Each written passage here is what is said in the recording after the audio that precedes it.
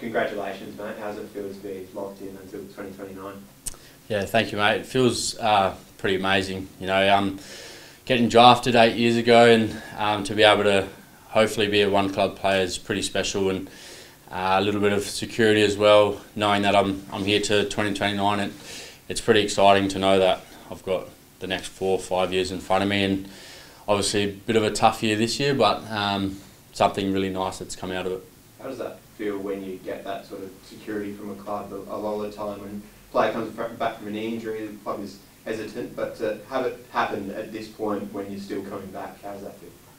Yeah, it shows a lot of faith that the club has in me, and I feel like I've built a lot of that up over the years. And yeah, obviously with the knee, you think you have to earn your spot back and try and earn that contract, but I think I've done that over the past 2 or 3 years, and yeah, obviously not what I wanted, but really looking forward to the next few years.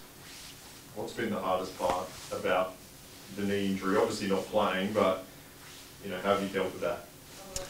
Yeah, obviously the hardest thing for me is probably just watching. I can't really sit still. I'm pretty emotional guy, so watching games for me is pretty tough, and it's taught me a lot of resilience and build my character quite a bit. But I think my girls probably loved having me around a bit more there, so they definitely got a kick out of it. But yeah, it's nothing I can't handle, and the club's helped me a lot, and the boys have supported me so well, and my fiance, she's put up with me quite a bit, and it's not easy. Like, it's not just me, it's the people around me that it affects as well. So hopefully the boys can get a bit of success this year, and I can continue on with that next year as well. Maybe you can shed some more light on the family, because you have got a couple of young kids, and yep. One that just arrived at the start of the year. Yep. What's it been like, a silver lining to be home and watch them grow? Yeah, it's been pretty amazing, especially after the long days at pre-season, coming home and seeing my little ones run towards me. And yeah, when I came home after being in hospital overnight and coming home and having the girls jump straight on my knee as soon as I lay on the couch, it was pretty funny, but it shows you just to the brighter things in life, and you can't really mope around too much because you got 2 little ones that rely so much on you. So yeah, they've entertained me over the past 4 months, so I'm really grateful for them and my fiance as well. Touch on watching on and how tough that is. Has it got any easier throughout the year, especially now that you're back doing a bit of running? Yeah, it's gotten quite. Obviously, the first few months was probably pretty tough, but being on the bike for bloody every single day pretty much, sitting behind the glass wall just watching the boys train gets pretty lonely, but to be out in the fresh air now and running around the oval and the boys yelling out, it gives you another little little pep in your step, and yeah, it's really motivated me for the next 6 months. What about watching on with finals around the corner, because this team capable of going all the way? Is it a bit bittersweet? Obviously you're wanting them to win, but you're also missing out. Yeah, when I first initially did my ACL, there was a lot of that playing on my mind, and I'm not playing at all this year and all that sort of stuff. But I've had lots of chats with my family and the club and the boys, and I'm just really grateful to be around this club and around all my best mates. And it's going to obviously be bittersweet, but I've done everything I can to support them this year, and I want to push them to win that main goal that we have. And I remember messaging Boki after one of the games, and he wants to play with me next year, and I just said, yeah, hopefully we can go back to back. That'd be pretty special. So yeah, obviously a little bit bittersweet, but at the same time I'm so happy and I'm so grateful to be where I am. We've seen you a few times join in on away trips and stuff like that. Have you learned more about yourself, particularly as a leader this year, having to sort of do stuff outside of lead on the ground?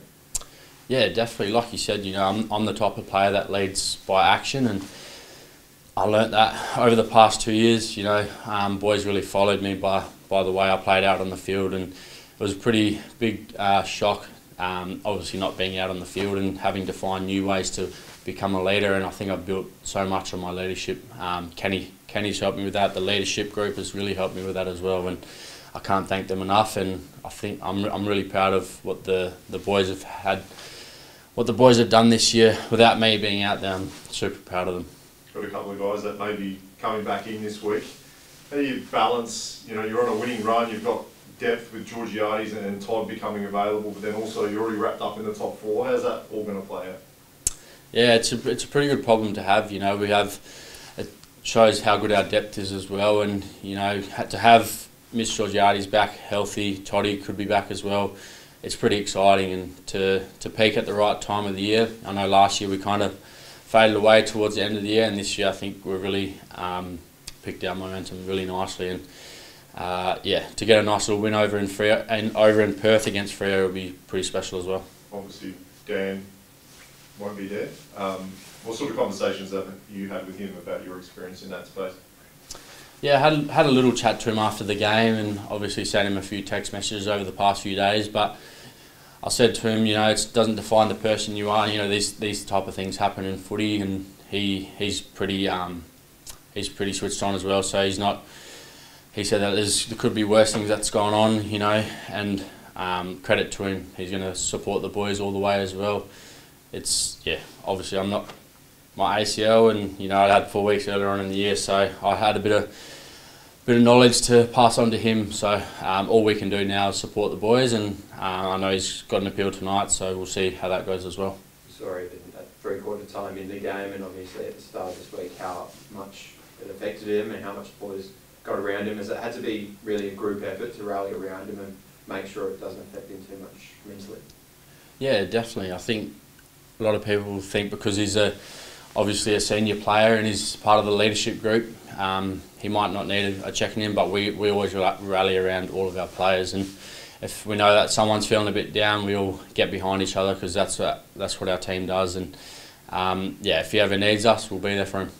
How big would it be if you were able to lock up a top 2 spot and home final first up? Yeah, it'd be pretty special, you know.